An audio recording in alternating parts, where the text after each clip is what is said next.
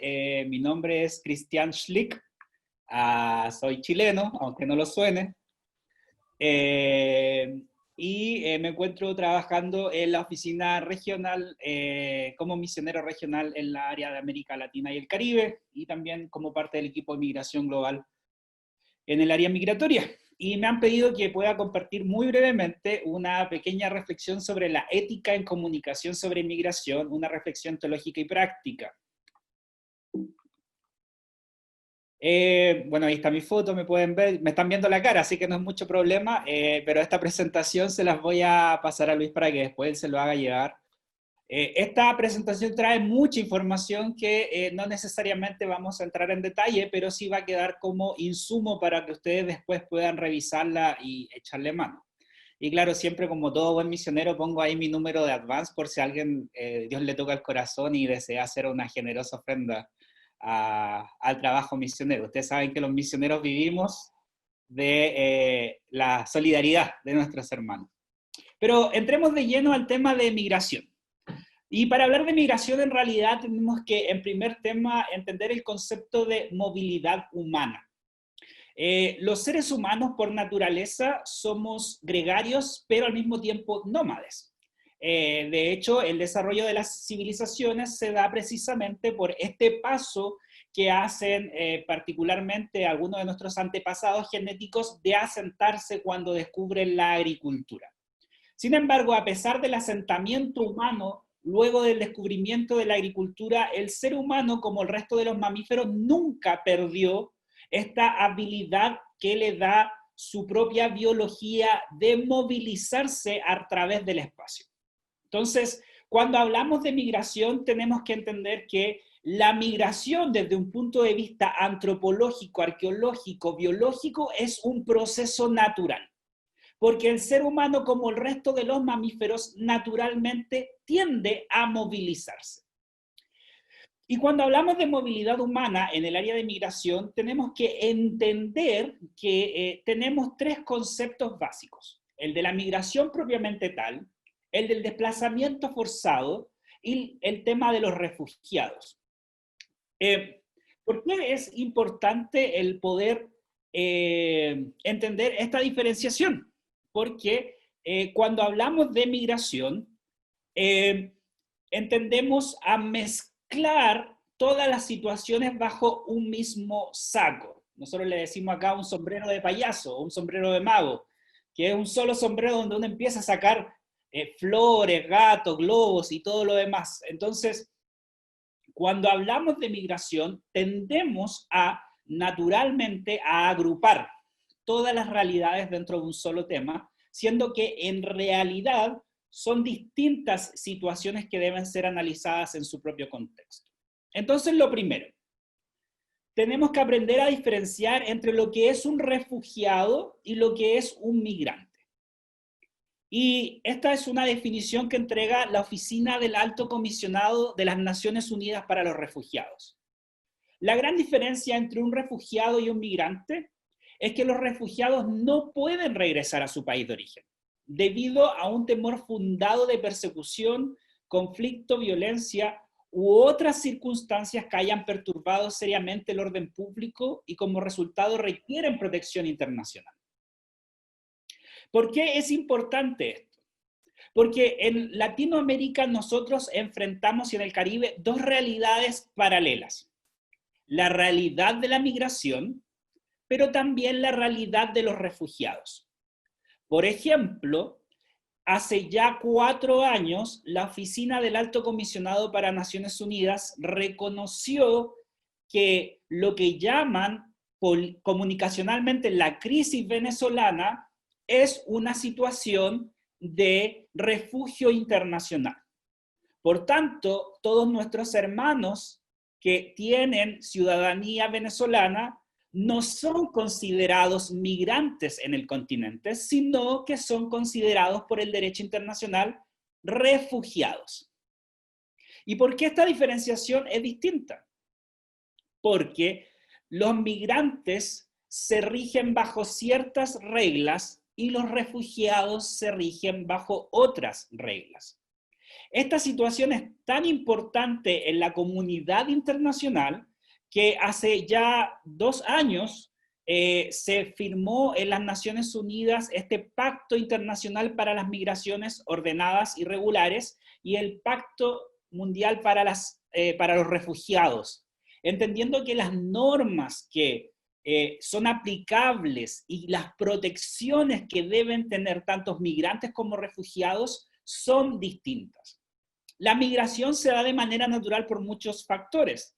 La más típica es la migración económica, o sea, gente que buscando mejores oportunidades económicas que las que tiene en su país de origen, decide voluntariamente movilizarse hacia otro país para alcanzar un mejor futuro económico para su grupo familiar o individualmente. Sin embargo, la mayoría de los refugiados, que si bien muchos pueden decir que hay un factor económico detrás,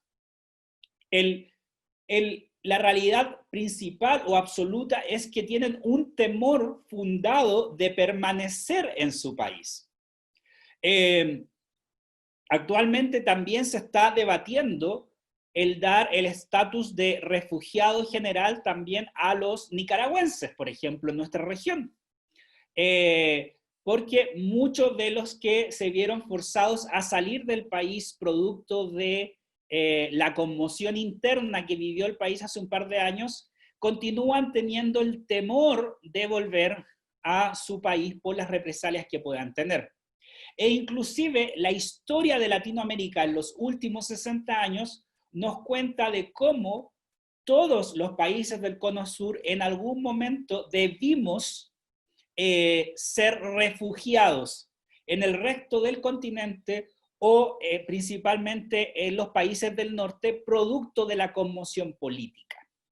Las famosas dictaduras que vivimos en el Cono Sur. Y en Centroamérica se vio lo mismo, producto de la mayoría de las guerras civiles. Entonces, es lo primero que hay que tener claro. Cuando abordamos el tema de la movilidad humana, tenemos que tener claro primero de qué estamos hablando. ¿Estamos hablando de gente que migra o estamos hablando de refugiados? ¿Y por qué es importante? Porque las protecciones y la forma en que los estados y las sociedades van a tratar a estos individuos va a ser totalmente distinta. Aquí hay una pequeña imagen que muestra la realidad del desplazamiento humano en el mundo al año 2019. Primero tenemos a diciembre del 2019 teníamos que 45.7 millones de personas eran desplazadas internas. ¿Qué quiere decir esto? Y este es el primer concepto. El desplazamiento interno significa que las personas, por distintas situaciones, son obligadas a moverse dentro del territorio nacional. La más típica era el tema climático. Por ejemplo, hubo un terremoto, o hubo un huracán, o hubo una inundación que hace inhabitable un sector de un país. Por tanto, todo ese grupo humano se ve obligado a salir de ahí. Tenemos la situación de Honduras con los huracanes, tenemos muchas islas de Centroamérica, tenemos la situación de las comunidades indígenas en Brasil producto de los incendios forestales. La acción del clima ha sido siempre uno de los mayores factores para el desplazamiento interno. Sin embargo, en el último siglo se han sumado 2 factores importantísimos para el desplazamiento interno en el derecho internacional. Primero, la actividad económica. Y tenemos que muchos grupos humanos, sobre todo en Latinoamérica y el Caribe, muchas veces son forzados a salir de su lugar de asentamiento, de su hogar, producto del malentendido desarrollo económico. Vamos a poner una forestal donde está la comunidad, vamos a poner una represa donde está la comunidad, vamos a potenciar la actividad ganadera, vamos a poner una minera. Entonces, el modelo económico existente el día de hoy, que es tan fuerte y duro con las comunidades empobrecidas de Latinoamérica, se ha vuelto uno de los factores preponderantes para el desplazamiento forzado interno en muchos países. Lo que antiguamente era una actividad natural, que era la migración del campo a la ciudad por razones económicas, el día de hoy se ha vuelto que producto de las grandes inversiones económicas detrás de un proyecto de desarrollo, obligan a comunidades completas a desplazarse. Y el otro factor que influye en el desplazamiento interno es la violencia. Históricamente, la gente se movía producto de las guerras internas, las guerras civiles, las revoluciones, las guerras generales entre países, y eso siempre produjo que la gente huyera de la violencia. Sin embargo, Latinoamérica es uno de los pocos lugares del mundo, y sobre todo la región de Centroamérica, donde existe desplazamiento interno por violencia. Esto se da con mayor énfasis en la zona de Colombia y en la zona del Triángulo Norte de Centroamérica. Esto quiere decir que producto de guerras no declaradas y situaciones de violencia producto de grupos criminales y también de agentes estatales, la gente se ve obligada a huir de su hogar y buscar dónde estar dentro del país. Muchas veces el desplazamiento interno es el primer paso para luego salir como refugiado o derechamente migrar hacia otro país. Hay 26 millones de refugiados el día de hoy, oficialmente reconocidos por el ACNUR. Y a pesar de lo que la gente crea, y que muchos países del primer mundo o industrializados suelen tener como discurso, la verdad es que el 80% de las personas desplazadas en el mundo se encuentran en países o en territorios graves de inseguridad, y el 85% son acogidos en países de desarrollo.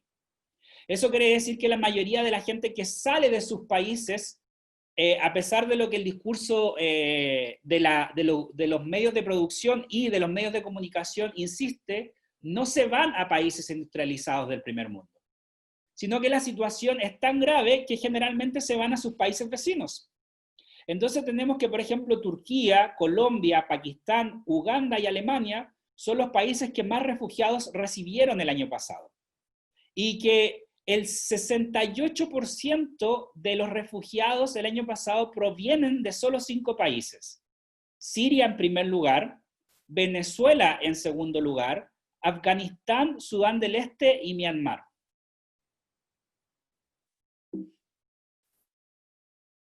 Y aquí es importante recordar las palabras de un sociólogo antropólogo que a mí me gusta mucho porque en la universidad insistía mucho con esto. Rafael Echeverría, con su doctrina y su propuesta sociológica que se llamó la propuesta de Santiago de Chile, se me está notando lo nacionalista, dice: el lenguaje crea realidades. Los seres humanos son seres lingüísticos, seres que viven del lenguaje. Entonces tenemos que entender, y sobre todo en el uso de la comunicación, que las palabras que utilizamos y los términos que elaboramos van a moldear la realidad para aquellos que las escuchan. Y por eso es necesario tener estos antecedentes previos a la mano. Pero como estamos hablando de un contexto de iglesias, y no de un contexto ni de abogados ni de periodistas propiamente, hay que tener claro primero este concepto de la teología de las migraciones. Y lo primero, tal como lo dice el compañero Alberto Ares, la realidad migratoria, desde un punto de vista teológico, primero significa un signo de los tiempos, que tristemente no ha sido abordada con la profundidad teológica que debería haber sido. Entonces, la teología de las migraciones es un fenómeno reciente. De hecho, se habla de teología de las migraciones como ahí por los 80 recién. Por tanto, en el mundo teológico estamos hablando de tan solo 30 años. Es muy poco tiempo de reflexión teológica, comparado con las otras reflexiones teológicas que tenemos, que son mucho más antiguas. ¿Por qué es importante hablar de teología de las migraciones? Y aquí solo voy a hacer el comentario sin entrar a leer lo que está aquí para que ustedes después lo lean. Primero, porque la movilidad humana es un concepto intrínseco de las Sagradas Escrituras. De hecho, el texto con el cual me gusta mucho, que define la identidad del pueblo judío, que está en Deuteronomio 26:5, que dice: mi padre fue un arameo errante.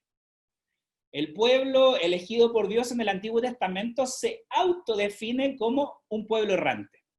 Reconoce sus orígenes en esta realidad nómada. Y sabemos que el pueblo de Israel en el Antiguo Testamento, bueno, es un pueblo que migra hacia una liberación armada, y que luego va al exilio, vuelve. Por tanto, esta realidad teológica, histórica, está presente en las Sagradas Escrituras. El pueblo de Dios es un pueblo que se define, se construye y se va moldeando no por quedarse en un sitio, a pesar de que hay un sitio específico que le da identidad, sino que por este ir y venir constante. Por tanto, el tema migratorio es un tema al cual las iglesias cristianas, que tienen como fundamento las enseñanzas de las Sagradas Escrituras, es un tema al cual no pueden escapar, porque sería como escapar a la Biblia misma. Luego, en el Nuevo Testamento, Jesús, todos sabemos, con su evangelio de liberación y de inclusión, vive también un camino de movimiento.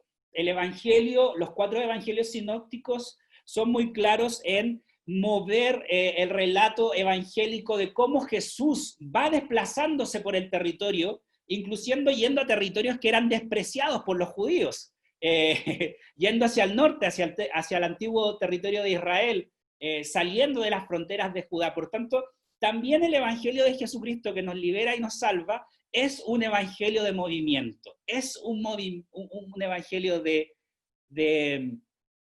que trasciende fronteras. Y también es importante que nosotros sepamos de que la tradición cristiana, que en el lenguaje metodista nosotros recordamos que explicamos todo a través del cuadrilátero o el pentagrama, según la tradición de la que vengan, pero si hay algo que tenemos en común todos los metodismos del mundo es entender el conocimiento teológico y pastoral a través de las Sagradas Escrituras, la tradición de los padres, la tradición cristiana, porque también hay que incluir a las madres de la iglesia, la experiencia personal y la confirmación de la razón. Y fíjense que ya Orígenes, Juan Crisóstomo, Ambrosio de Milán, San Agustín, hablan mucho sobre el tema de la migración. Por tanto, este es un recordatorio para nosotros como cristianos del siglo XX, XXI ya, que hablar de migración y entender la realidad teológica migrante es algo que la Iglesia ha hecho desde sus orígenes. Recordemos que el ministerio de los apóstoles, de los discípulos de Jesucristo, es un ministerio migrante. La misión de Dios es una misión migrante, es una misión pastoral. El ir por el mundo es parte propio de la tradición cristiana. Por tanto, las iglesias cristianas, las iglesias metodistas, no nos podemos abstraer de analizar, o no nos podemos, como diríamos en mi país, hacer los locos de no querer hablar del tema migratorio dentro de nuestras iglesias, primero porque es una realidad bíblica, y segundo porque es una realidad que ha moldeado a la iglesia cristiana por más de 2000 años. Y esto nos presenta, según también el compañero que cité recién, la famosa encrucijada o dilema pastoral. Cómo nosotros, como iglesias, entendemos y enfrentamos la situación migratoria. Y el compañero propone estos 5 puntos de la encrucijada o dilema pastoral. Primero, el tema de la identidad. ¿Quién es mi familia? El tema de la dignidad. ¿Cómo nos ha creado Dios? Tercero, el de la justicia. ¿Cuándo te vimos forasteros y te acogimos? Cuarto, el de la hospitalidad. ¿Con quién comparte la mesa Jesús? Y el de la integralidad. El sentido de reconocer que está todo conectado. Y esta en realidad es una encrucijada pastoral, no solo para abordar el ministerio con los migrantes, sino que es una encrucijada pastoral para todo el trabajo pastoral. En el trabajo pastoral, cuando la esencia es lidiar y comunicar y tratar con seres humanos, el tema de la identidad, de la dignidad, de la justicia y de la hospitalidad son temas que trascienden porque son valores esenciales según lo que nos revelan los evangelios en torno al evangelio, al tema del reino de Dios en los evangelios de Jesucristo. Entonces, siempre cuando hablamos del tema migratorio, primero tenemos que tener presente el tema de la identidad. ¿Cuál es la identidad de esta persona que está en situación de movilidad humana? cómo pierde la identidad de una persona que se va de su hogar para crear una nueva identidad. Como decía Facundo Cabral, no soy de aquí ni soy de allá. La situación de toda persona que está en situación de movilidad humana es esa: tomar su identidad del lugar de origen, crear una nueva identidad en el lugar que ha llegado y genera una nueva identidad que produce una crisis tremenda. ¿De dónde soy? Le pasa mucho, por ejemplo, hay muchos estudios recientes sobre la gente, no voy a poner casos de Latinoamérica para no herir sensibilidades de nadie, pero por ejemplo, de la zona de Eritrea, en lo que es Etiopía y Eritrea, muchos de ellos migraron producto de las guerras civiles hacia Europa antes de que esto fuera un tema. Y resulta que cuando ellos migran, sobre todo a Francia y Alemania, que eran los países predilectos, se encuentran con que no son bien recibidos en estos países porque la identidad de ellos no es la identidad ni de los franceses ni de los alemanes. Ellos intentan asimilarse dentro de estas realidades y generan una mezcla única, que es gente de Eritrea con acento francés. Pero resulta que esta identidad nueva significa que ellos ya no son ni de Eritrea ni de Somalia, pero tampoco son franceses. ¿Qué son? Son migrantes, son refugiados en tierra francesa. ¿Cómo responde la Iglesia a esta realidad?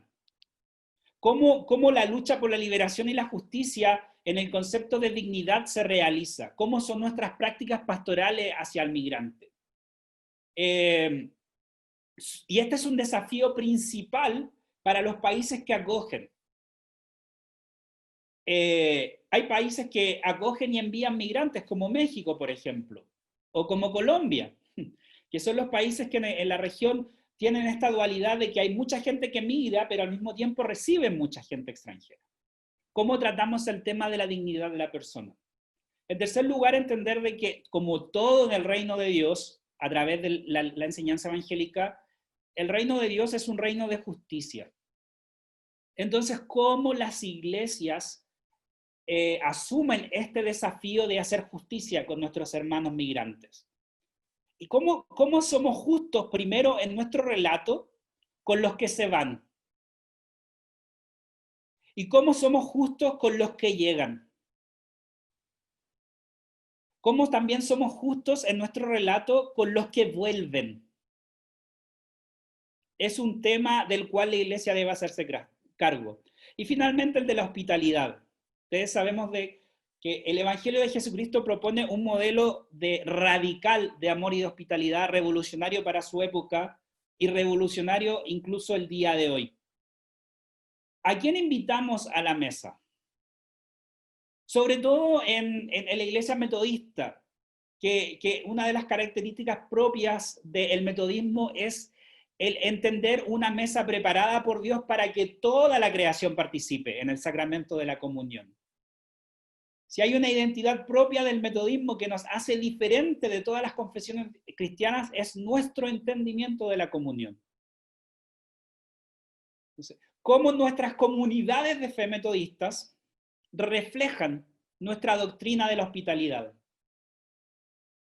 que es una doctrina para los metodistas sacramental, a diferencia de lo que otras iglesias cristianas plantean. Entonces, finalmente, ¿cómo juntamos estos 4 factores en una integralidad pastoral? O sea, tenemos, acabo de hacer toda el cuadrilátero wesleyano tratando de explicar el por qué para nosotros es tan importante este tema. Y volvemos entonces a recordar lo que decía Echeverría. El lenguaje crea realidades. Entonces, cualquier afirmación de mundos trascendentes, cualquier promesa del cielo y del paraíso y de la vida del más allá, por muy trascendente y legítima y necesaria que puede ser, no puede basarse en la subordinación del valor de la vida humana. Por muy promesa del cielo que nosotros hagamos, no podemos subordinar el valor de la vida de nuestros hermanos migrantes. generando ciudadanos de segunda categoría o inclusive hermanos de segunda categoría. Los migrantes en la fe cristiana no son sujetos de caridad, son hijos de Dios. No son sujetos de lástimas, son hermanos en la mesa del Señor. Por tanto, el lenguaje crea realidades y es importantísimo estar consciente de esta dinámica. Y finalmente, para terminar, la OIM, que es la Organización Mundial de las Migraciones, realizó hace un par de años esto, que eran las 7 recomendaciones para los periodistas, en cierta manera, de cómo abordar el tema de la migración. Y tenemos en primer lugar que, tal como les he dicho, pero en un lenguaje distinto, las palabras importan. Por tanto, el primer punto es el ser cuidadoso con el lenguaje que utilizamos al hablar de migración. Hablar de indocumentados o ilegales es muy dañado. Este término de indocumentado nació en los Estados Unidos porque se consideraba que ilegales eran muy dañino, muy indigno decir que una persona era ilegal. Entonces se empezó a utilizar indocumentado, porque no traen documentos. Pero en realidad, en una convención social del siglo XXI que dice que no debería existir nadie en apátrida, hablar de indocumentados el día de hoy se vuelve insensible, porque asumimos que la gente que viene de países pobres debería tener los documentos necesarios que se entienden en el primer mundo tener. Pero la realidad, por ejemplo, de muchos venezolanos que han debido salir con lo puesto, huyendo, es que ellos no viajan con sus certificados, ni su pasaporte, ni nada de eso. Entonces, son refugiados indocumentados, pero nadie se refiere a los venezolanos como indocumentados, porque hay un trasfondo político detrás de la situación de Venezuela. Muchas de las personas que se van en las caravanas migrantes de Guatemala, El Salvador y Honduras tampoco se van con documentos. Pero esa también es otra situación que requiere análisis y refugio. Por tanto, el día de hoy se habla de la migración regular o irregular. ¿Quién migra regularmente? ¿Quién lo hace por vías formales? ¿Quién migra irregularmente? Casi todo el mundo. Yo alguna vez tuve que pagar una multa en El Salvador porque se me olvidó renovar mi permiso de visa. Cuando llegué a renovarlo me di cuenta que me había pasado por 5 días y me cobraron $134. Por tanto, por una semana yo fui indocumentado. Pero como yo estaba en una situación de privilegio, nunca nadie me trató como indocumentado. Entonces, por eso hablamos de regularidad e irregularidad, porque hablar de indocumentación es hablar de privilegio.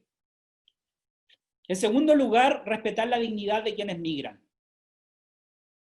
Hay que evitar el uso de metáforas.